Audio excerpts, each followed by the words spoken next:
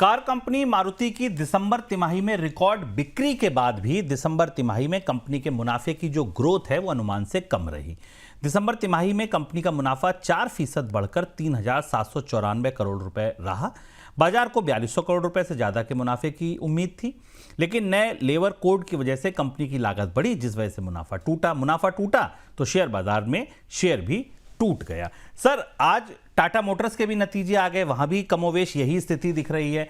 Labour code car कंपनियों को इतनी चोट क्यों पहुंचा रहा है?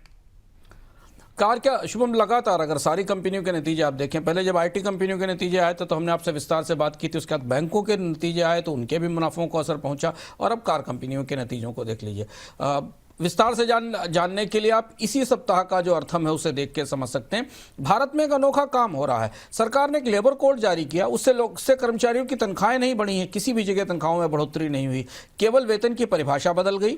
सुरक्षा के लिए ज़्यादा पैसा, यानी उनकी फ्यूचर की सिक्योरिटी के लिए ज़्यादा आवंटन राज्यों उनको कंपनियों को करना पड़ा पीएफ में, और जो भत्ते की व्यवस्थाएं थी उनमें बदलाव किया गया। सिर्फ इस वजह से पूरी तिमाही में आप एक के बाद एक कंपनियों के नतीजे खराब होते देख रहे हैं, और यह बताता है कि कंपनियों के पास एक जेन्युइन लेबर वेलफेयर का नियम लागू करने के लिए भी कितना कम कुशन है। और जो लगातार मुझे देखने से लगता है कि भारत के जो कर्मचारी हैं वो शेयरधारकों और ग्राहकों के बीच फंस गए हैं। तो यहाँ कर्मचारियों को ज़्यादा पैसा देना पड़ा तो शेयरधारकों को नुकसान उठाना पड़ा, क्योंकि बाजार में स्टॉक्स में गिरावट हुई और मुनाफे में कमी आई।